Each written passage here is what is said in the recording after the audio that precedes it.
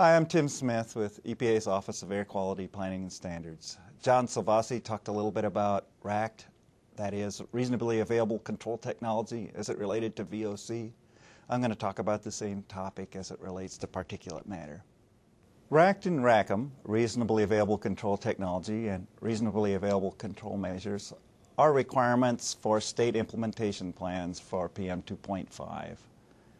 For PM 2.5 non-attainment areas, the requirements for these state implementation plans are contained in 51.10.10 in the Code of Federal Regulations. These regulations require that the state implementation must include a demonstration that the state has adopted all of the control measures to attain the PM standards expeditiously. The second part of these requirements is in paragraph B, which states that in determining RACM, it's a cumulative analysis of the effect of the measures. And that cumulative analysis must show that the state has adopted the technically and economically feasible measures that collectively would advance the attainment date by 1 year. One key difference between RACT and RACM as they relate to particulate matter that differs from RACT for VOC and the programs for ozone outlined in John Salvasi's talk is that for PM, RACT is part of RACM and not an independent requirement. By that we mean that RACT and RACM are linked to the degree of emission reductions needed for attainment and are specifically linked to the attainment demonstration. For ozone, RACT is an independent requirement that applies regardless of the attainment demonstration to sources above a certain tonnage level. It's necessary to conduct an analysis to show that all RACT and RACM have been adopted, but the documentation will vary depending on the attainment date and the severity of the non-attainment situation. So what are the steps in a RACM and RACT analysis for particulate matter? First, the state identifies the technically and economically feasible measures and the emission reductions that could be achieved with those measures. Secondly, there's an air quality modeling and related analysis to identify the air quality effects cumulatively that those emission reductions would achieve. Based on these analyses, the state selects a list of specific measures that would be included in the state implementation plan as the RACT and RACM measures. A few additional points about the RACT analysis. As noted previously, there is no tonnage threshold for RACT, unlike for VOC under the ozone program, which has specific tonnage thresholds. There is no such threshold for PM. A second important point is that the state needs to evaluate sources not just in the vicinity of a non-attainment monitor, but needs to evaluate sources throughout the non-attainment area to evaluate their effects on emissions and air quality. This point may be particularly important as it relates to sulfur dioxide as a precursor to daily PM 2.5 levels.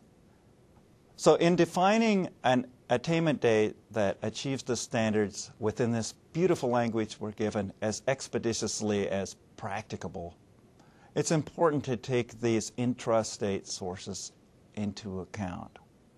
It's a requirement that the PM 2.5 state implementation plan development must address this issue. And the basic question is, could reasonable controls on these upwind but within the state sources contribute to advancing the attainment date?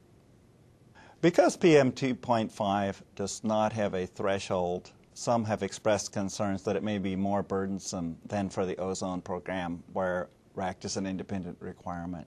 A couple things to note about this. First of all, for areas with sufficient reductions to already attain or by the attainment date, this lack of thresholds probably isn't an issue because there will not need to be a comprehensive evaluation of measures. For areas needing longer, this may become a possible issue.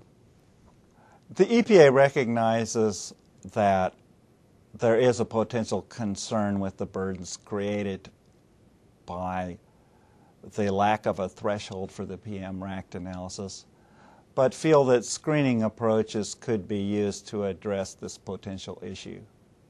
In particular, we would direct you to some discussion of this point in the April 25th, 2007 Federal Register notice for the PM implementation rule. We respond to a commenter on pages 2615 and 2616 where we talk about these screening approaches that could be used. The overall concept of the screening approach would be, first, to divide the overall inventory of source categories into those that you feel would contribute to advancing the attainment date and those that you feel would not contribute to advancing the attainment date.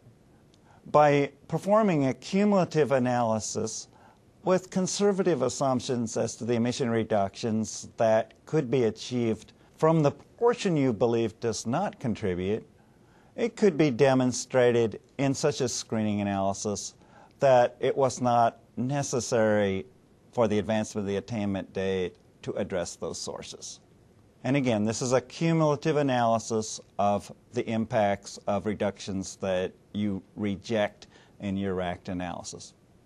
Just to clarify this point further, it is acceptable to develop screening levels for sources or source categories and to look at the cumulative effect on air quality of those screened out sources. What will not be considered acceptable in your attainment demonstration and in responding to the requirements of the PM implementation rule is to conduct individual or category-based screening levels with no documentation that those screened out sources or categories couldn't collectively advance the PM attainment date.